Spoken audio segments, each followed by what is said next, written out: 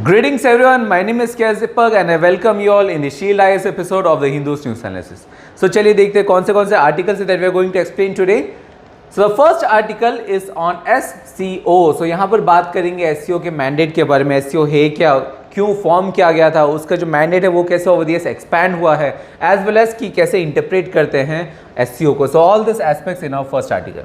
The second article is related to enforcement directorate. So यहाँ पर political gamble और political debate में ना जाकर हम लोग समझेंगे कि एनफोर्समेंट डायरेक्टरेट है क्या, कौन से एक्ट्स हैं जो कि उसको मैंडेट प्रोवाइड करते हैं, is it an constitutional body, executive body, what is that, as well as कि ओवर द इयर्स इसका जो मैंडेट है वो कैसे एक्सपैंड हुआ. So all this dimensions in our second article.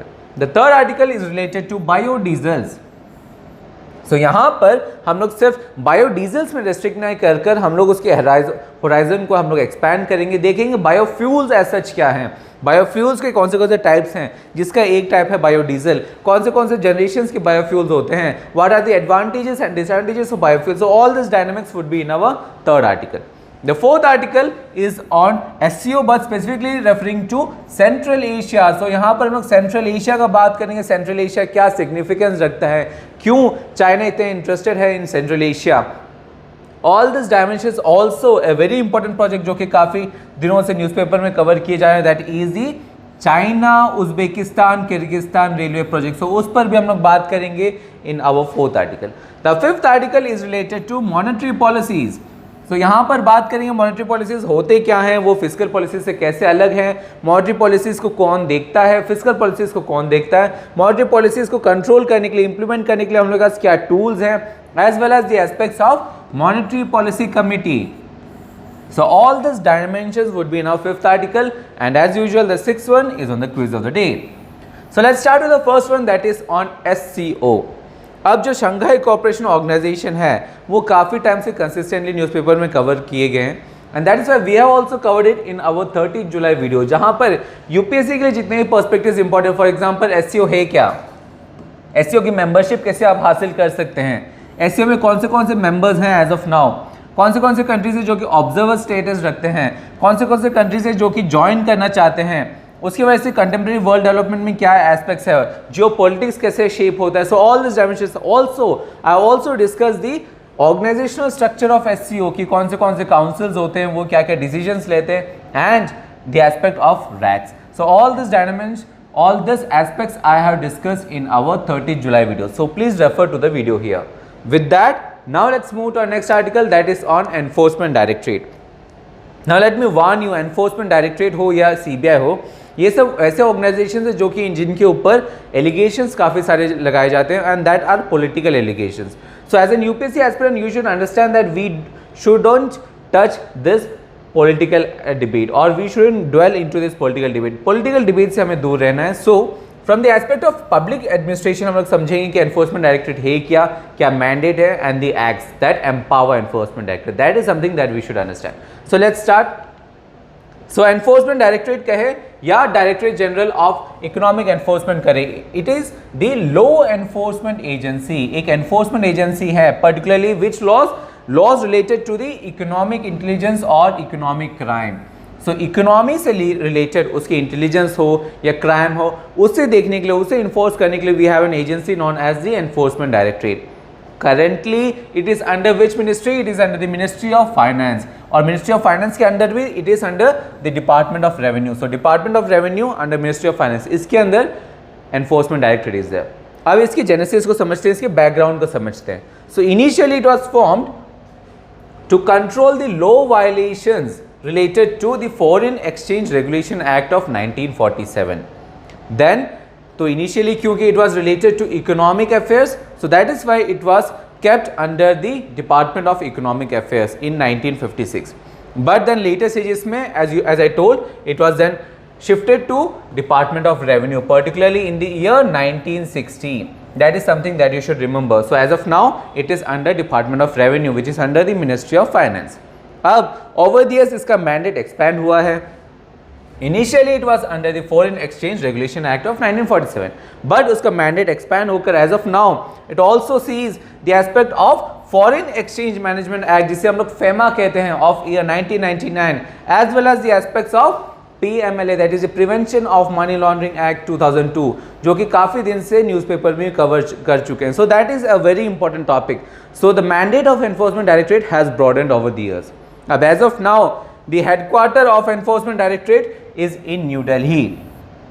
But for effective implementation, they are having 5 regional offices also, where in Mumbai, in Chennai, Chandigarh, Kolkata and Delhi, जहाँ पर जो special directors of enforcement है वो उन्हें head करते हैं. So this is something that you should understand related to enforcement directorate. With that, now let's move to our next aspect that is on biodiesels. और so यहाँ पर हम लोग इसे broaden करके हम लोग बात करेंगे biofuels के ऊपर. So let's start. First of all, what is a biofuel? So understand, any hydrocarbon fuel that is produced from an organic matter in a short period of time is known as biofuel. So biofuel के काफ़ी types होते हैं. They can be of solid type, for example wood. Wood is an example of solid biofuel. They could be of liquid form, for example the biodiesel, bioethanol, these all, or they could be gaseous, biogas. So there are various types of biofuels. और इनको हम generation के हिसाब से भी classify कर सकते हैं. So let's see the generations of biofuels. So first is the first generation biofuels. So these are those biofuels जिसको हम लोग फूड सोर्स से बनाते हैं. फॉर एग्जांपल आप शुगर केन से बना रहे हो या स्टार्च से बना रहे हो, वेजिटेबल ऑयल से बना रहे हो, then in that case those fuel जो हम लोग बना रहे हैं शुगर, स्टार्च या जो कि है कन्वेंशनल फूड सोर्स से बनाने वाले फ्यूल्स को हम लोग क्या कहेंगे? First generation biofuels. Then we are having second generation biofuels जहां पर first generation is from food sources, second generation is from non food crops. For example food crops के कुछ पोर्शंस हो गए या वेस्ट हो गए. फॉर एग्जांपल स्टेम्स हैं, वेस्ट हैं, जो आपके फ्रूट्स हैं उसके पील्स हैं, स्किन्स हैं. दीज ऑल एस्पेक्ट्स से अगर हम लोग फ्यूल बनाते हैं तो we call that as second generation biofuel. So they are superior from first generation. इससे भी superior is the third generation जहां पर we particularly produce oil from the microorganisms. For example algae. तो अगर algae के माध्यम से अगर आप फ्यूल बनाते हैं then we call it as the third generation biofuels. And much more superior than third generation is the fourth generation जहां पर आप जो यूज करते हो you are using crops for example which are similar to the second generation, but यहां पर जो crops आप यूज करते हो दे आर जेनेटिकली मॉडिफाइड. तो आप जेनेटिकली मॉडिफाई करते हो क्रॉप्स ताकि उसकी जो कैपेबिलिटी है, ताकि वो जो कार्बन स्टोर कर पाए उसकी कैपेबिलिटी वो एनहांस करते हैं and then they make fuels. तो such type of genetically engineered crop से अगर आप यूज करते हो they are known as fourth generation. With that understanding of this generation, now let's move to the advantages and disadvantages. This is very important from mains perspective. So let's see, start with the advantages. So first advantage is कि there is a wide range of raw materials from which you can use. You can use crops, you can use the peels of the skin, you can use algae, you can use various other aspects when it comes to the production of biofuels. Second, क्योंकि आप waste materials भी use कर सकते हो, क्योंकि आप stems भी use कर सकते हो, वीड्स भी यूज कर सकते हो. That is why it can prevent environmental pollution. So it can prevent environmental pollution, that is an advantage. Third, it also reduces dependency. How does it reduce dependency? For example, because of international affairs में क्या होता है कि आप third party country के ऊपर dependency बढ़ा देते हो. फॉर एग्जांपल सऊदी हो गया या यूएस, ताकि हम लोग ऑयल वहाँ से इंपोर्ट करते हैं. If we develop the capability of producing biofuel from the materials that we already have, then it would mean that we are reducing the dependency on foreign fuels. That is a very good important point. Then another is the biofuel production. So biofuel production जब आप करते हो, आप कहाँ से करते हो? आप क्रॉप से करते हो. क्रॉप्स के लिए आपको आदमी, आपके लोग चाहिए, लेबर्स चाहिए. और जब आपको बायोफ्यूल का जो प्रोडक्शन है वो बढ़ेगा तो लेबर्स जो हैं उनके भी स्टैंड ऑफ लिविंग बढ़ेंगे, उनको एम्प्लॉयमेंट मिलेगा. सो that is having an cycle of employment that the economy boosts. So because of this there would be an economic stimulation in the agriculture industry. So that is something that you should understand related to the advantages. Now let's see the disadvantages.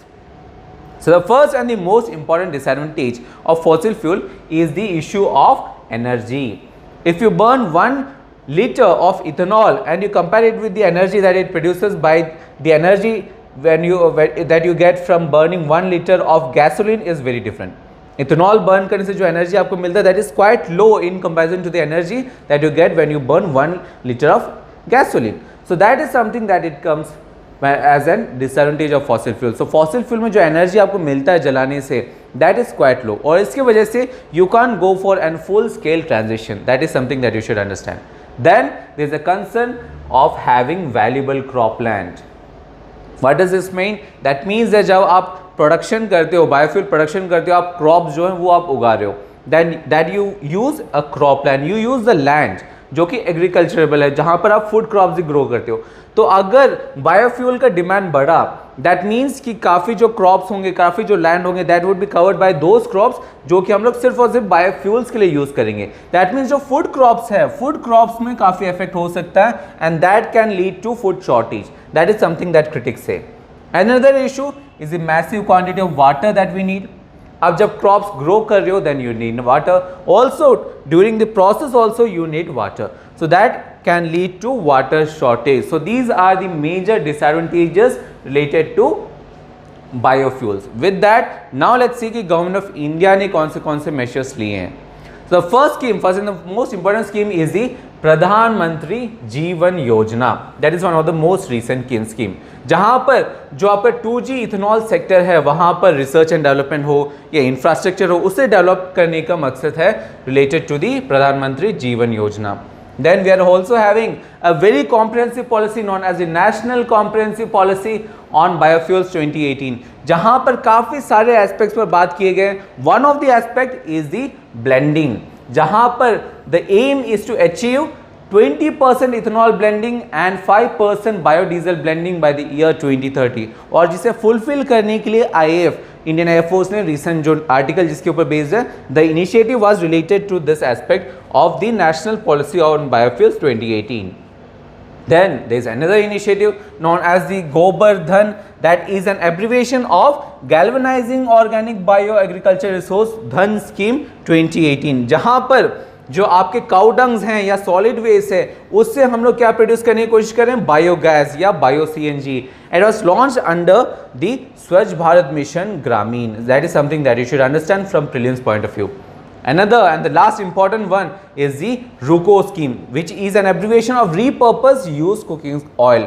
जो दुकानों में आप देखते हो, जो वो recently जो used oil है उसी को वो रिट्रेट करके यूज़ करते हैं, तो उसे रोकने के लिए it's a scheme launched by the FSSAI, that is the Food Safety and Standards Authority of India, जहाँ पर इस इनिशिएटिव के बेसिस पर वो कह रहे हैं कि जो अब यूज्ड ऑयल हैं वो हमें दें and we would be making biofuel out of that. तो इससे जो दुकानदार हैं, जो भी स्टॉल रखते हैं, जो कि रिपीटेडली सेम फ्यूल को यूज़ करते हैं, उनके लिए भी एक इनकम होगा, as well as we would be increasing the health system of the community. So that is something that you should understand related to the recent initiatives from the government of India. With that, now let's move to our next aspect, that is on Central Asia.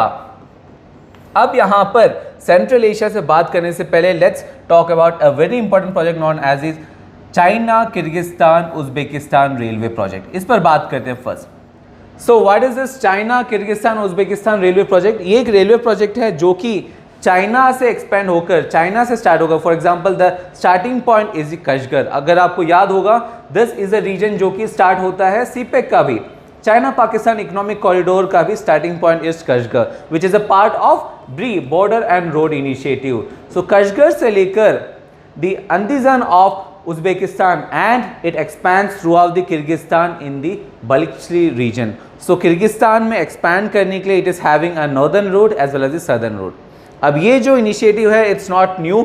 It has been there for quite a long time since 1997. So 25-26 years से ये जो initiative है it is under papers only, it's on the papers only. ये implement नहीं हो पाया because of some reasons. For example one of the reason is कि Uzbekistan चाहता है कि वो चाइना से एक शॉर्टर रूट अप्लाई करें ताकि उनका जो कॉस्ट है वो कम कर पाए, whereas किर्गिस्तान वांट्स कि वो एक्सपैंड करे ताकि किर्गिस्तान का जो रीजन है वो कहीं ना कहीं उसे एक बूस्ट मिले थ्रू दिस इनिशिएटिव. सो इसके कारण, इस इशू के कारण कहीं ना कहीं ये जो प्रोजेक्ट है ये कहीं ना कहीं पेपरों तक ही सीमित रह गया था. But because of the recent happenings, for example the Russia's special operation जो कि हम लोग यूक्रेन में देखते आ रहे हैं, इसकी वजह से ये जो प्रोजेक्ट है it has been revitalize. So that is something that you should understand. Now the significance of this project, the reason for the revitalization of this project is the significance of Central Asia. And that aspects of Central Asia are discussed in our 24 अगस्त की वहाँ पर significance है क्या, कौन से regions हैं जो कि काफ़ी सिग्निफिकेंस रखते हैं, एज वेल एज कि कौन से प्लेयर्स हैं. So that is a very important topic from international relations and that I have discussed in our 24th August video. So please refer to the video here to have an understanding of this project as well as the understanding of the significance of Central Asia. With that, now let's move to our next aspect, that is on the monetary policies.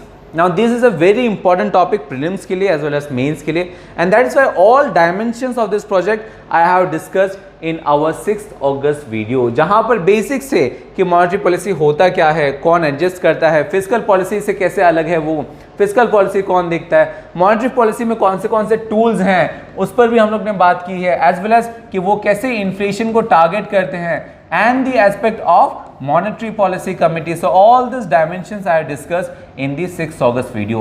So please refer to the video here to have an understanding of this topic. It's very important. With that, now let's move to the quiz of the day.